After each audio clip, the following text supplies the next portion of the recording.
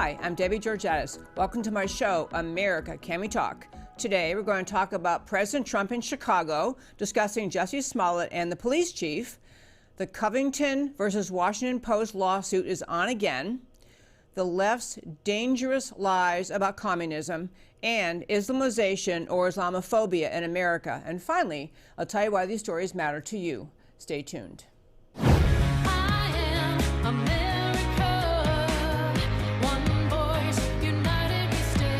Debbie Georgatos, host of America Can We Talk, is an author, attorney, and political analyst whose mission is to inspire the American political conversation about preserving liberty in the best country on earth.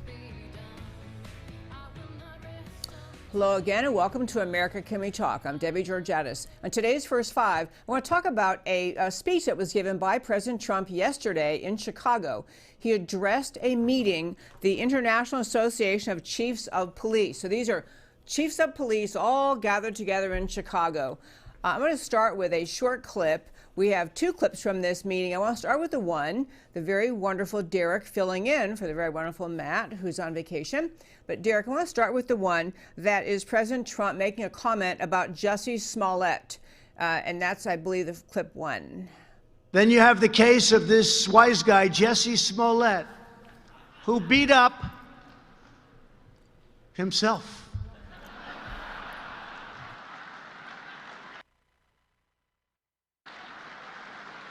And he said MAGA country did it, MAGA country. Okay? He said MAGA, that's a hate crime. That's a hate crime. And it's a scam. It's a real big scam, just like the impeachment of your president is a scam.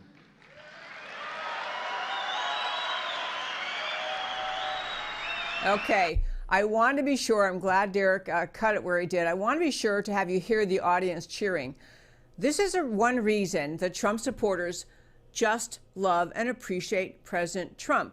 He's there talking to this meeting. These are law enforcement officers, chiefs of police, in a very large meeting in Chicago.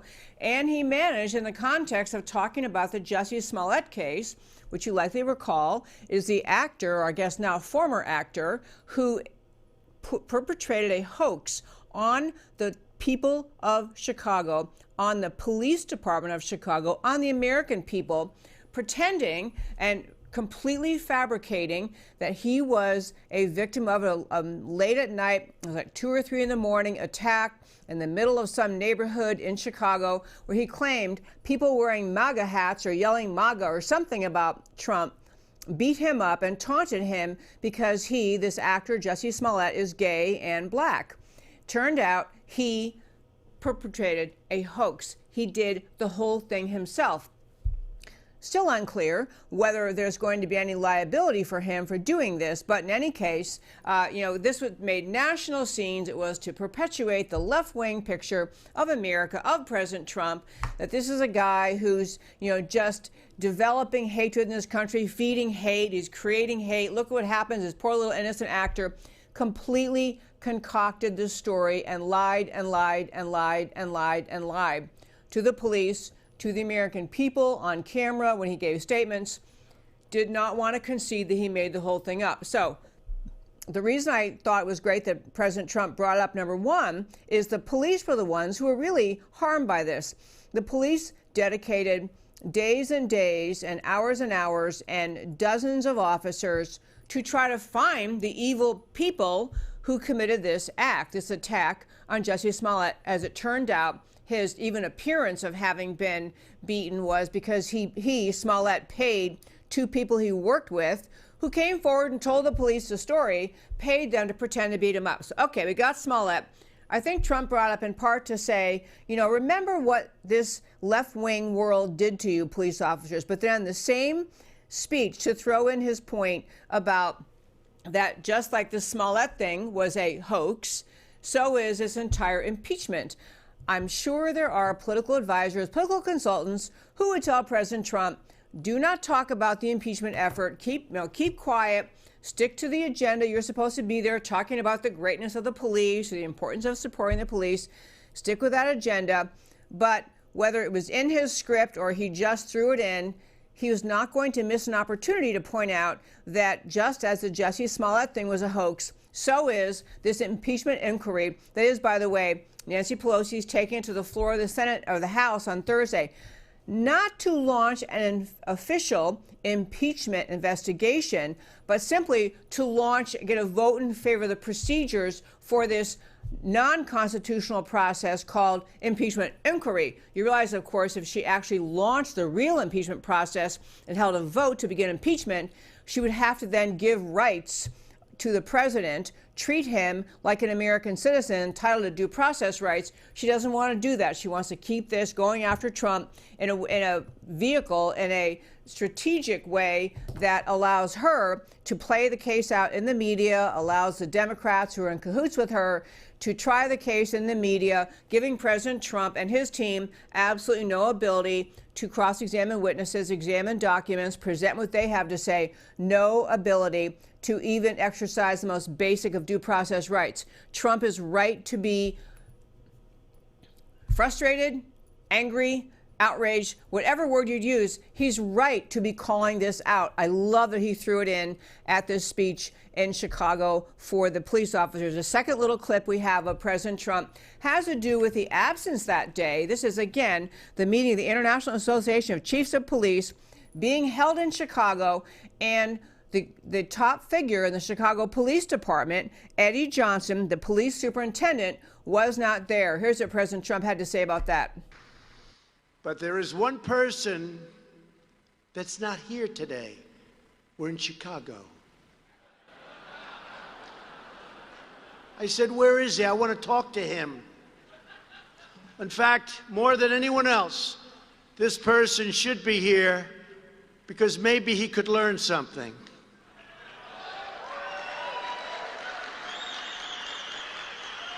And that's the superintendent of Chicago Police, Eddie Johnson. A few days ago, Johnson said, quote, "The values of the people of Chicago are more important than anything President Trump would have to say." I don't think so, because that's a very insulting statement after all I've done for the police, and I've done more than any other president's ever done for the police.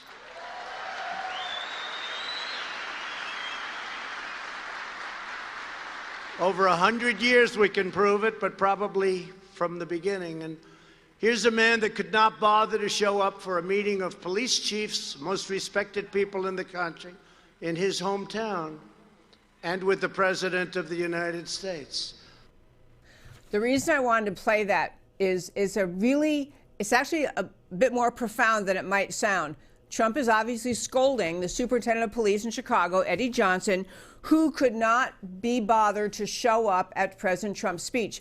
To be really clear what Eddie Johnson said, the reason he was not going to be there, his language, he said he wasn't going to show up because he said he will not in good conscience stand by while, and then the relevant portion is, Chicago is held hostage because of our views on new Americans. Let me make this clear. He's complaining that the White House, that the federal government is withholding funds from Chicago because they are a sanctuary city. This is a black police chief in a city filled with crime, a city that has an enormous problem with gun crime and regularly breaks murder records over the weekends and over the weeks, more and more innocent citizens murdered.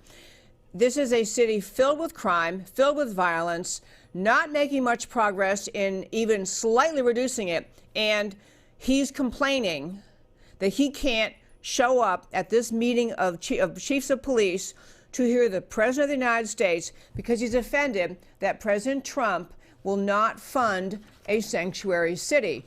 He ought to be part of the team that's saying, I want to be with the American people. I want to stand up for the country of America. I think the sanctuary city stuff is crazy. It's ridiculous. It's irresponsible. That is what this chief of police should have said. Instead, he decided to boycott Trump. Last point on this story, the Chicago Police Union Board held a vote. This is their boss they're talking about. The Chicago Police Union Board gave a vote of no confidence of the superintendent, Eddie Johnson, specifically because he skipped Trump's speech. I'm telling you, folks, in America, you have plenty of people who think that it is cool and trendy to fight everything that President Trump does, to stand up for sanctuary cities, which are basically little islands of lawlessness. And this guy, Eddie Johnson, I think probably thought he was going to score some points, show how cool he was. He's one of the people, he's woke, he gets it. He's going to fight President Trump. He's going to ignore President Trump in Chicago, and actually his own police board. Again, the Chicago Police Union Board voted him no confidence. You heard the cheering in that audience when the president said that the impeachment was another hoax, just like Jesse Smollett. I'll close out the first 5 by saying this.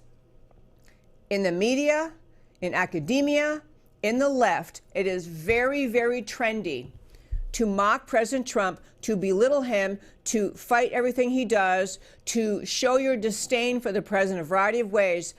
I'm telling you, the American people are not with the media, the leftists, the academia, the Hollywood types that simply attack Trump at every turn. Many Americans, including these salt of the earth chiefs of police, thrilled to hear President Trump speak, thrilled to be there, embarrassed that their own boss would not show up. I'm telling you, Heartland America is right with President Trump and what he's doing to try to make America great again. And that, my friends, is today's First 5. Next story I want to hit very briefly. You know, there was news about you recall likely in January of this year, there was a Right to Life protest in Washington, D.C. And at that protest, there was a bit of a dispute between some students from a Catholic school in Kentucky, which was called Covington Catholic. And those students were up in Washington, a lot of them wearing MAGA hats, showing up in Washington to support Right to Life. As the day was closing down at the Lincoln Memorial, while these students are waiting for the bus to pick them up, there was a group of students, or a group of protesters there, who were the name, I never even heard of this group before, the Black Hebrew Israelites. Black Hebrew Israelites were taunting and yelling at this group of students who had taken a bus from Kentucky to come and stand up for pro-life. They're Catholic students, stand up for pro-life. This Black Hebrew Israelite group was taunting them. The students, in an effort to ignore them or drown them out, are chanting school cheers in response. And then a Native American man who is a perpetual protester, he's kind of a lifetime protester on behalf of Native Americans, named Nathan Phillips, came up to this one student, this student whose name is Nick Sandman, came up to him, was beating his drum in his face. So Nick Sandman, there was a picture, became famous on news of Nick Sandman standing there, mouth shut, smiling, as this guy is standing there with a Native American guy, Nathan Phillips, shows up with his drum, banging on his drum right in Nick Sandman's face. Stories were all over the internet, all over every sort of mainstream media, maligning this group of kids from Covington Catholic, and specifically and exactly maligning this Nick Sandman kid, who was described as smug, described as having made inappropriate remarks, racist, intolerant remarks, and he was accused of taunting these other groups, especially the Native American guy. Nick Sandman did no such thing. However, this story got legs, it got oxygen, because the American left is determined to paint any young people who might actually stand up for President Trump, stand up for the pro-life cause, stand up in Washington, be willing to wear a MAGA hat and be in public. This student, Nick Sandman, because his face was what became famous in the story, and the picture of him, this student was covered all over national news by every single outlet imaginable. Okay, not every single, many outlets, characterized as the way the left wants to characterize pro-life people, as belligerent, rude, confrontational, crass, just behaving badly. So he was described as behaving badly in a variety of ways. And then finally, his family, including, by the way, by his own, when he went back home to Kentucky, the Catholic diocese under which his particular school is, the Catholic diocese put out a statement condemning his behavior and apologized for his behavior. But the Catholic diocese had the integrity, once a full set of facts came out and a longer video came out, and it became clear as day that Nick Salmon didn't do any of those things, that he was actually standing there not speaking, just smiling, probably half of embarrassment and awkwardness, couldn't figure out what to do. And so that what actually had happened was the aggressors were this group, the Black Hebrew Israelites, along with a Native American. Nick hadn't done anything wrong. Nick's family finally hired attorneys, and they sued the news outlets that kept painting him in such a bad light. So Nick Salmon went forward. You had actually a court in the Fourth Circuit, I think it was, the Fourth Circuit had ruled, no, I'm sorry, this is in Kentucky. This is the Eastern District of Kentucky.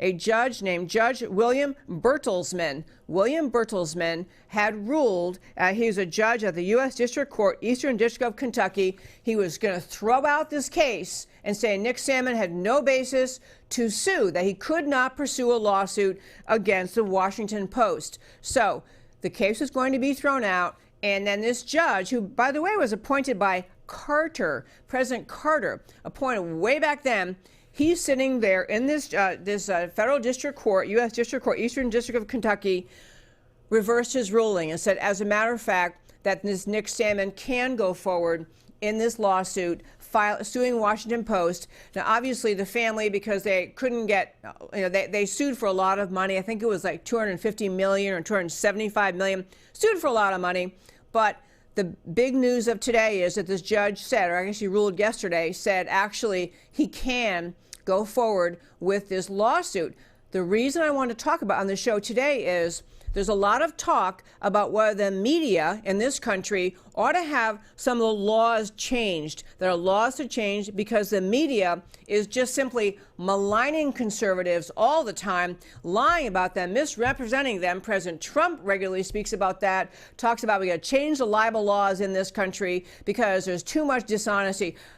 Folks, I'm the first to tell you, I spend, I swear, a ton of my time on many, many shows over 5 years talking about egregious examples of the media in this country simply maligning conservatism, conservatives, people who hold those views, Trump supporters, maligning conservatism, lying about President Trump, lying about conservatives. I am the first to call it out, and I will do it my whole life.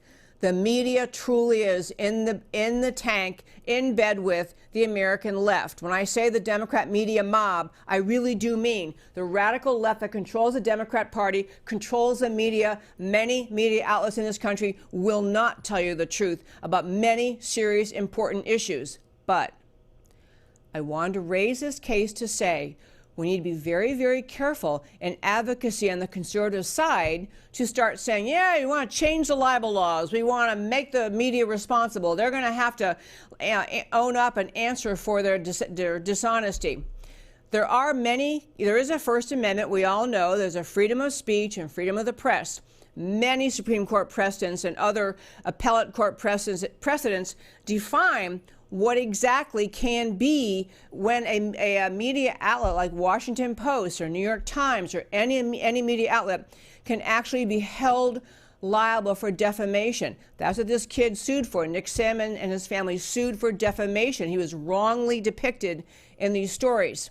I want to say this judge is right, that it was a brilliant and good thing to reinstate this case, to let Nick Salmon pursue his case for defamation.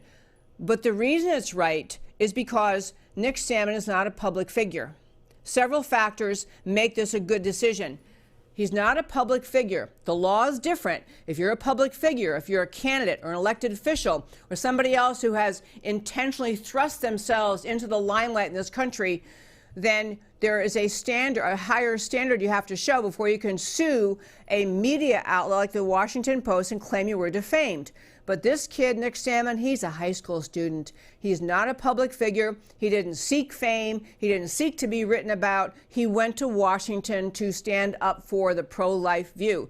So he's not a public figure. Second factor in this case is that the Washington Post, once they got information about the truth of the case, that in fact this kid did not behave aggressively, he was not the cause of the problem, he didn't create the altercation, he did not engage in behavior that was accusatory, loud, taunting, racist. He didn't do any of those things. He was a completely innocent kid just standing there.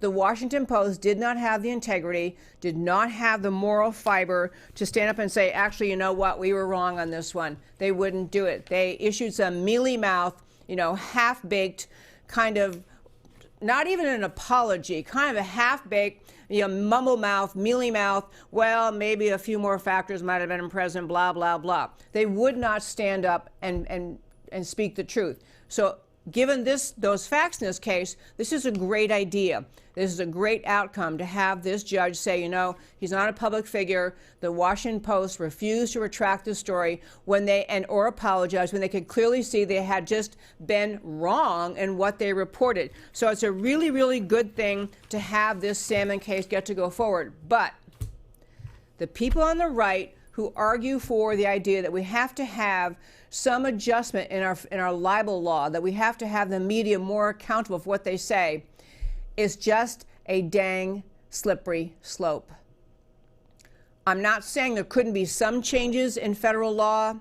I'm not saying you couldn't have some cases come out from the Supreme Court to redefine or clarify or in some way change the defamation standards when you're suing a media outlet, especially when you're a public figure. But you got to be really, really careful with that.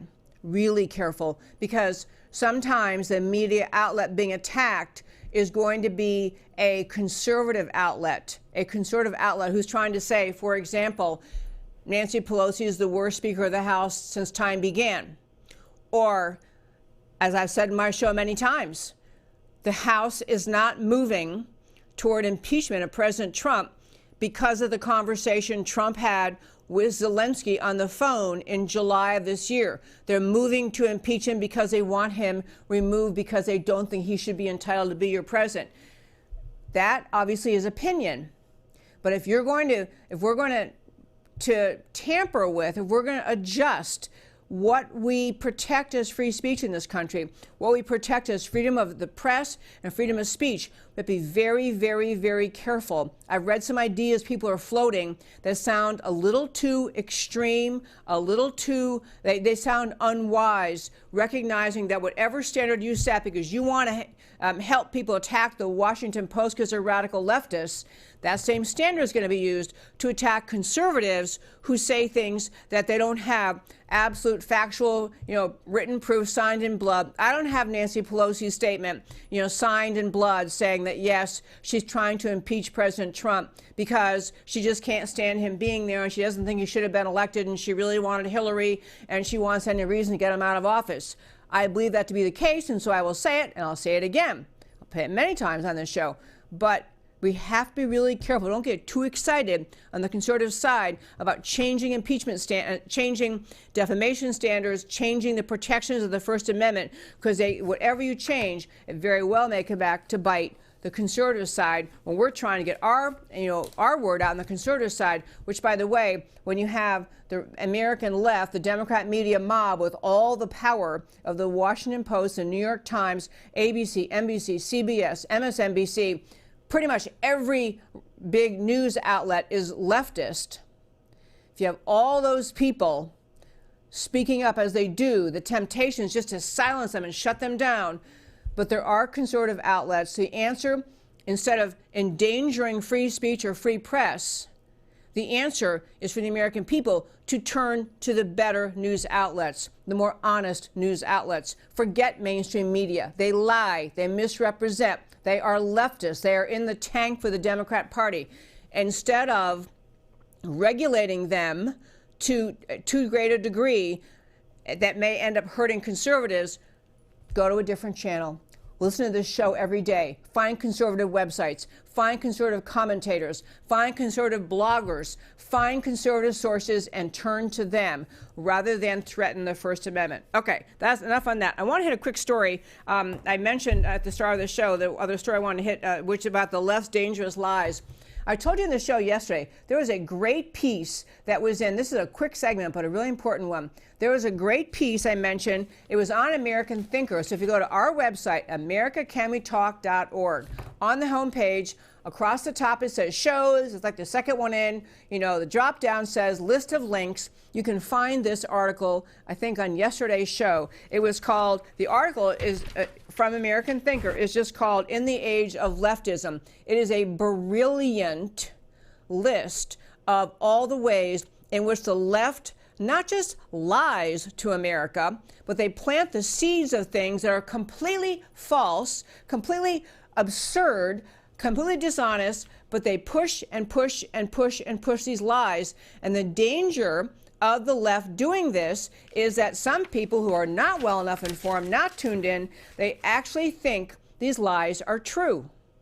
It is the danger, for example, of having a presidential candidate, Bernie Sanders, and his cohorts and radical leftist America, the Democrat Socialists of America, getting headlines, getting attention with the argument that socialism is a good thing. Socialism helps people. Socialism is about sharing. Socialism, Sanders, and the Democrat Socialists of America and all sorts of radical leftists in this country plant not just lies in the minds of the American people that socialism ever has worked, ever could be good, has ever helped anyone, which it never has, but they also plant the seeds that the reason you, in your life, don't have the money you need, the job you need, the home you need, whatever the assets you need, the reason you don't have them is because mean people in corporations and other wealthy people in this country have what you deserve to have. Their message is a message of planting the seeds of envy, of disdain for the more successful, of division in this country. It is just an evil, evil ideology. Socialism should not have any footing in America, but because Bernie Sanders sells it, because Alexandria Ocasio-Cortez sells it, because Democrat Socialists of America sell it, we have things like socialism becoming mainstreamish, becoming okayish. So we have the story on this, again, this list of lies, the left's list of lies. Just to you really enjoy it, and then you should use this. It's called In the Age of Leftism. But one thing that this author mentions is socialism is a failed and murderous ideology. And yet it's at the forefront of American politics. Folks, this is about like having the debate in 2019 in this country whether we should embrace socialism is about as crazy as having the debate whether we should embrace slavery. It is that evil, that wrong, that worthless, and yet we're having a discussion. On top of that, in this country, again on the list, you had two different cities in America in cooperative celebration with the Chinese Communist Party's recent anniversary. They had a big anniversary celebration in communist China. I don't know what, 70 or 75 years. They had I think 75 years. They had a massive celebration, of course, orchestrated, dictated, mandated, and arm twisted by the communist government. So people showed up at celebrations because otherwise you might be in trouble. So communist China has their celebration. Two cities in America, and probably more, but two cities we know of in America actually flew the communist flag over their city government as a way of celebrating and showing their inclusivity, their locking elbows with the communists in China, showing how we really understand and communism is a great thing. We're so proud to celebrate with you 75 years of murderous repression in China and communism. So those two cities were Boston and Philadelphia. Actually hoisted the communist flag over City Hall to show our connection and love of communism, which gets around to, I always say the left's lies matter. It matters when the left plants seeds like this, because in a recent poll in the United States of America, a poll of millennials, 2,100 people, polling on U.S. attitudes towards socialism, communism, and collectivism, polled 2,100 people 16 years of age or older. Okay, I'm going to tell you the first thing is one third of these millennials see communism as favorable. I mean, you could scream. One third of millennials see communism as favorable. The ideology has murdered more people in world history than Hitler, I mean, it is the most monstrous evil, and yet, because you have the left pushing and pushing and pushing on socialism, you have one third of millennials thinking, hey, communism is a pretty swell idea. A few other things. They had, I mean, you're kind of speechless. You had, for example, they had millennials polled also said they consider President Donald Trump the biggest threat to world peace, rating Trump as more dangerous to the world peace, than Vladimir Putin, North Korean leader Kim Jong-un, or Chinese President Xi Jinping. These young people are so duped by the lies of the left. They actually think President Trump, who's bringing freedom and protecting people in this world, he's a bigger danger to the world than North Korea, China, or the Russian President Putin. I mean, I could go on and on with things in the study. I'm getting at, when you hear that the left spreads these lies, like communism is a swell thing, that socialism is really about sharing, that, you know, we ought to really be open to socialism as a moderate alternative, as a kind of a cool idea. We ought to think about it some more. Recognize every time these ideas are tolerated, whether they're tolerated in your elementary school, in the school curriculum in your kids' school from K through 12, tolerated in college campuses, it is encouraged on college campuses, it is fed on college campuses by left-wing professors, there's a consequence. There's a consequence to America. These young people would actually be open to voting for communism. And the Communist Party, as you well know, because we've talked about it in the show before, the Communist Party, as you well know, has talked about how they don't really have to push communism, they just have to push today's Democrat Party, because the Democrat Party is so far down the path of socialism that they're already halfway there to communism anyway. These ideas have consequences. These conversations, these institutions in our country that tolerate socialism as a reasonable consideration, something to be talked about, kind of like freedom and capitalism, only as socialism. These young people have no earthly clue what they're talking about. They've grown up in a country, America, which is blessed with the virtues of prosperity, abundance, freedom, civil society, open society, freedom of speech and religion and press and everything they want, that it is not in their worldview to even picture. They can't even begin to picture what life would be like if socialism actually ruled this country. Just socialism actually ruled this country. If the Green New Deal actually became law, they have no idea. They still think they would be sitting in their Starbucks, sipping on a latte with all sorts of fancy descriptors to it, fancy drinks, using their electronic devices, with freedom to say anything they want, freedom to rant and rave about the president, freedom to speak of whatever they want. And they would go to the grocery store and the shelves would be full. Then they go to the mall or their online shopping spot and there'd be thousands of choices of every conceivable style of clothing and shoes and furniture and everything they want. They can't envision the poverty socialism creates because they've never lived it. And all they think about it is what these idiotic, morally depraved teachers and university professors have taught them. So they think socialism is okay. That's why they think it's okay. And the left should be held accountable for what these people think. The left has planted these seeds of socialism being about sharing, of healthcare being free and should be free for everyone, and college education should be free, and everything you need should be free.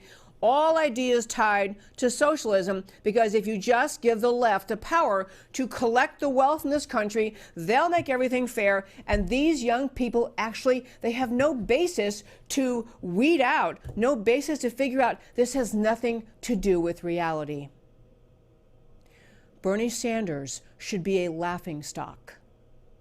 Alexandria Ocasio-Cortez should go back to bartending, should be the subject of ridicule by everyone, not just the conservatives who keep speaking up. The Democrat Socialists of America should be shipped off to Venezuela for a year and then come back and tell us what they think about socialism. They live in a fantasy world which is orchestrated and enabled by the American left that works all day long to delude these people into thinking socialism has ever worked or could ever work anywhere. The left's lies hurt America. Last topic for today, because I'm getting, and if you think I was wound up about that one, last topic for today, I want to talk about Islamization and Islamophobia. We've talked about Islamization before, and this is the basic idea that Islam, the religion Islam, I am not talking about every single Muslim. The religion Islam, in the core of its teachings from the time of its founding, is a conquest ideology. Islam teaches in the Quran, in the example of Muhammad's life, in the writings of the Hadith, Islam is filled with the idea that the very purpose of the religion is to force the world into submission to it. The duty of a devout Muslim is to spread Islam by jihad, whether it is violent jihad or cultural jihad or civilizational jihad, which are kind of the same thing.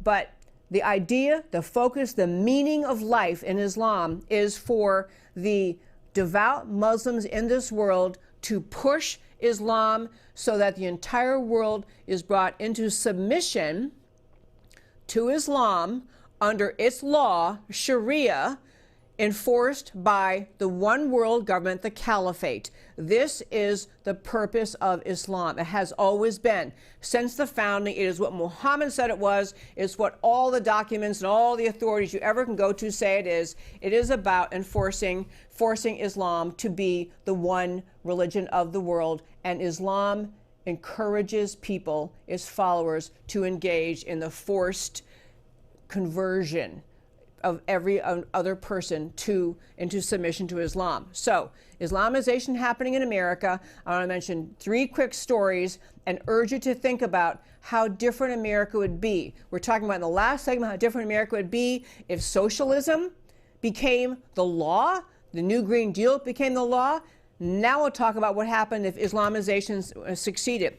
Let me start with, there was a case that made its way all the way almost to the Supreme Court. It was brought up, raised at the Supreme Court. Writ of certiorari was denied. But I want to tell you about this case. There's a girl in Charles County, Maryland, a girl named Kalia Wood. She's in public school, and in her public school class, they were doing a segment on the Muslim world. In this segment, the school gave her an assignment to write out the Shahada.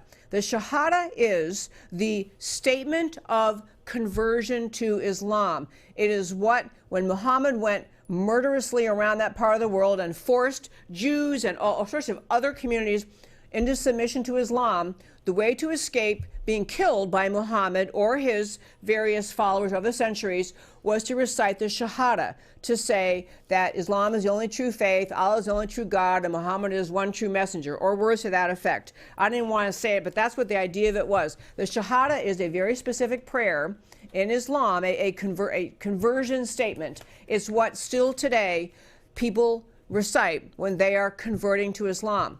So this girl, this American girl who's Christian, is asked to write out in her public school as her assignment to write out the Shahada. She's saying, I don't want to. Her parents saying, we don't want her to do this. This is not right.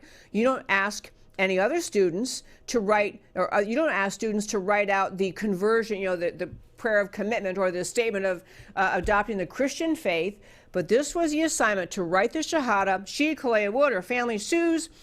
They ended up in the Fourth Circuit, the Federal Fourth Circuit Court of Appeals, Wood versus Arnold, and the court just said, well, golly gee willikers, we can't talk about what schools can do. In fact, the court said, the Fourth Circuit said, school authorities, not the courts, are charged with the responsibility of deciding what speech is appropriate in the classroom. This is a 3-judge panel in February of this year, the Fourth Circuit. So the family took it to the Supreme Court to say, can you please agree, Supreme Court, that their daughter does not have to be indoctrinated into Islam as a condition of attending public school. And on October 15th this year, the Supreme Court declined to take the case. When they do that, it leaves the Fourth Circuit, the lower court's ruling in place. So the Fourth Circuit found for the school, said the girl can't be complaining about having to write out the Shahada. Contrast that, by the way, with the many cases in which the courts are perfectly comfortable telling, for example, the high school coach in California, you can't kneel after the game is over and say a quiet private prayer. That violates the Establishment of Religion clause. That violates the First Amendment. The various cases courts have taken that say you can't have a prayer before a city council meeting. I mean, there are hundreds and hundreds, probably thousands of cases in which courts in this country have cracked down on Christianity and tried to say there's just an absolute wall of separation, no expression of faith, no prayer in public school, no prayer at graduation, no prayer at football games. I mean, the courts have been perfectly comfortable shutting down any expression of Christian faith. But a girl challenging, I don't want to write the Shahada, I don't want to be indoctrinated into Islam in public school. Fourth Circuit says too bad. Supreme Court can't be bothered. Not a good an example. This is an example of Islamization, a really bad example for America. Second example I want to talk about of Islamization of America. You know, we recently had the big discussion about whether or not America should have stayed in northern Syria when we had the Turks were going to be invading down in northern Syria to fight the Kurds. And the Kurds have been our allies in our battles against ISIS. So many Americans were upset that there was an unwillingness, it seemed at the time, an unwillingness of President Trump to keep the American forces in place to help the Kurds fight against the Turks. So everyone recognizes in this example that I'm telling you that Erdogan, the leader of Turkey, Erdogan is a jihadist. He's not just a president of a country who happens to be Muslim. He has made many statements. He is a jihadist. He agrees with the idea of Islam, that Islam is, the purpose of Islam's existence is to force the world, everyone, into submission to Islam. Erdogan has talked about it. Erdogan has identified groups he can't wait to suppress. He can't wait to force into Islam. So Erdogan, we see this danger. We saw it in northern Syria with Erdogan showing up to fight and to get after the Kurds. However, why isn't there the protest? You heard many leftists in this country, many in Washington saying, this is terrible. We didn't stand with the Kurds. Look how rotten Erdogan is. He's going to kill them. He's a terrible guy. Erdogan is a terrible guy. Erdogan is funding mosques, Muslim Brotherhood mosques in America. Let that sink in. The ideology of Islam, we just talked about, the conquest ideology of Islam, supported by the Muslim Brotherhood, which itself, that organization agrees its purpose is to support jihad for the purpose of spreading Islam through enforcing submission to Islam. That's the purpose of the Muslim Brotherhood. Erdogan is now the de facto head of the Muslim Brotherhood. Erdogan is a jihadist. Erdogan is funding mosques in America. All these people so concerned about pulling U.S. troops back in northern Syria ought to be talking about why in the world is Erdogan even allowed to fund any mosques of any kind in America? Why is he even allowed to do that? There were speeches. Erdogan came and gave a huge speech at the opening of this Diyanet Center of America, DCA, largest mosque in northern America, funded by Erdogan to the tune of $100 million. And this is not the only one. The point is, Erdogan uses their money, his country's money, Turkey's money, to fund Muslim Brotherhood-friendly mosques in America, which are in turn teaching all the Muslims who attend that mosque, attend those Islamic centers, attend the schools, Islamic schools they no doubt fund. All those people are getting the message that Erdogan wants them to get, that the duty of a devout Muslim is to engage in jihad for the purpose of forcing the world into submission to Islam under Sharia. He's funding those centers here, and we're sitting on our hands thinking, well, what can we do about that? How about a law that says no foreign money into any American religious institution? Okay, don't even pick just on the Muslims. Any institution. The idea that we're just sitting on our hands watching this Islamization of America, watching this funding of Muslim Brotherhood mosques, and we can't think of anything we can do about it. This is Islamization of America. One other quick story happening in Minnesota. And, you know, I always tell you people, my friends, I love Minnesota. I've been there dozens of times. My dad grew up there. My mom lived there. We have, you know, I've been there many, many times. It is actually a lovely, beautiful state. It is, however, at this point, has a massive population of Somalian Muslims who came to America in our ridiculous refugee policies we simply refuse to fix, or we haven't fixed yet. So in Minneapolis, there is a neighborhood that is low-income housing, government-provided housing called Cedar Riverside. It's overwhelmingly filled with Muslim Americans from Somalia. So you have the Cedar Riverside area in Minneapolis that is filled with Somali Muslims. Three things have happened. Number one, on the city council now, there's a guy named Abdi Warsame. Abdi Warsame, he's on the city council of Minneapolis. He is a Somali Muslim. And let me tell you, three things happening there. I mean, many things are happening in Minnesota. Here are three of them. One, this Cedar Riverside area is, as I say, all low-income housing. It's not just like one apartment building. It's many, many buildings, massive big area. I meant to look up. It's like, I don't know, it's like 40 acres, whatever. It's huge. So the city is paying to build a wall around the Cedar Riverside public housing. The city is paying for a wall because the people complain that they have some crime there. Okay, you know, I'm sorry about crime. I don't want crime to happen.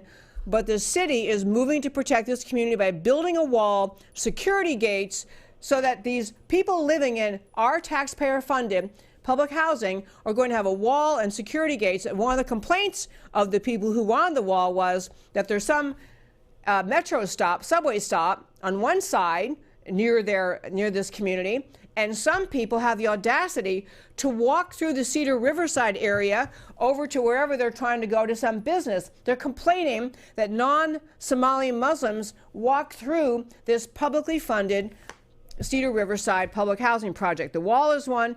Number two, to live in this complex is $500 a month.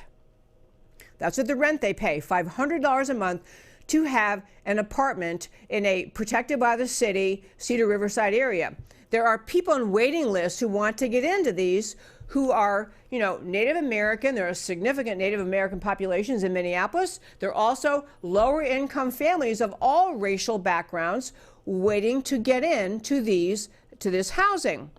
So people in the housing pay $500 a month. If they want to leave, the Minneapolis City Council set this up for them.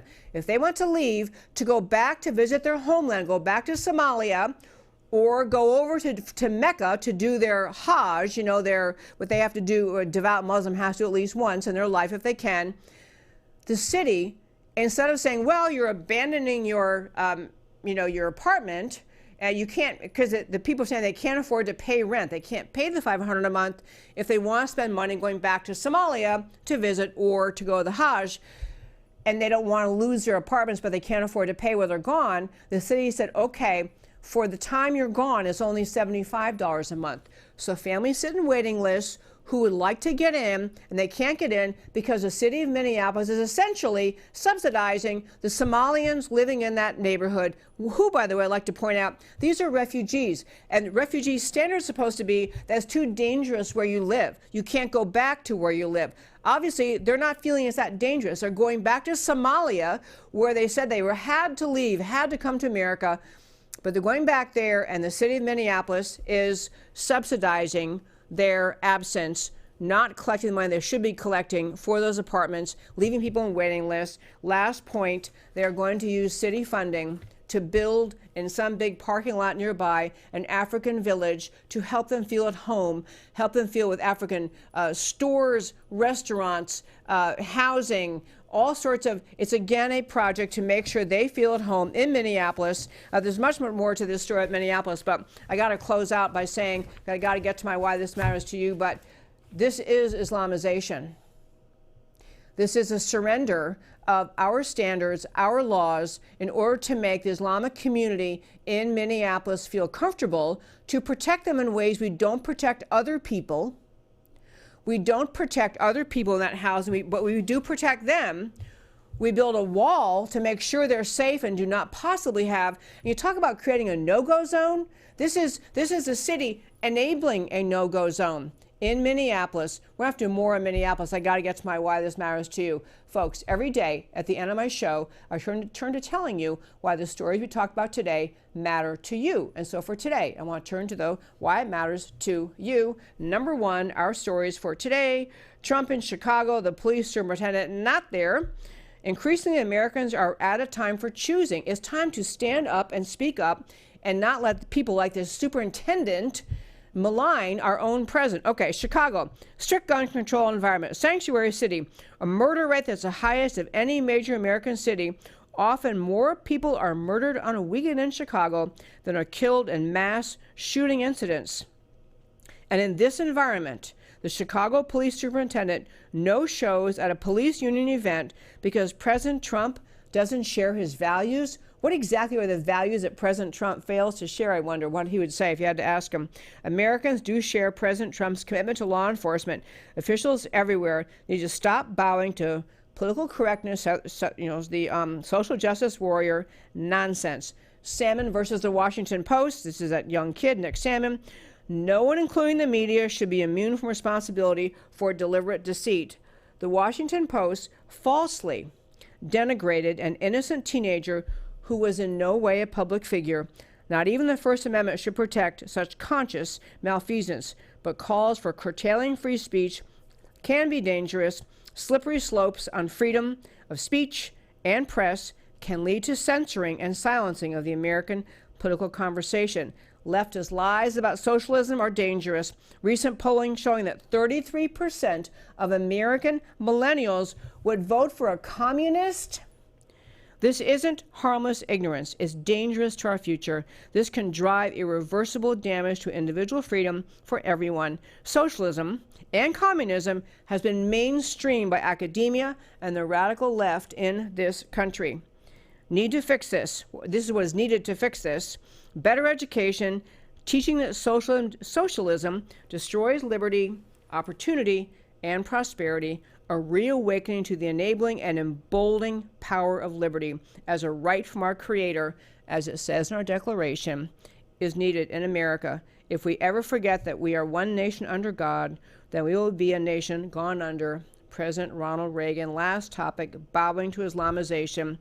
Supreme Court declined to hear a Christian schoolgirl's objection to being forced to do the recitation of the Islamic conversion script called the Shahada. Yet our courts routinely silence or limit Christianity. A Minnesota City Council authorizes taxpayer-funded creation of an African village, builds a wall to keep non-residents out of Somali Islamic majority public housing, can you say no-go zone, and subsidizes Somalis when they travel back to Somalia and can't pay their rent. Is this state-sanctioned balkanization of America? America permits Turkey's jihadist President Erdogan to fund Muslim Brotherhood mosques in America.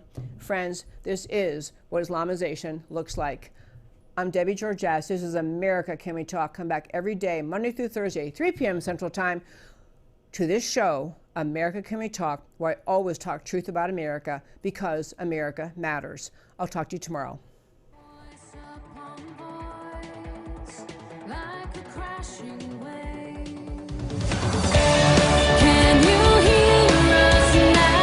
America, Can We Talk? Truth about America. Can you hear?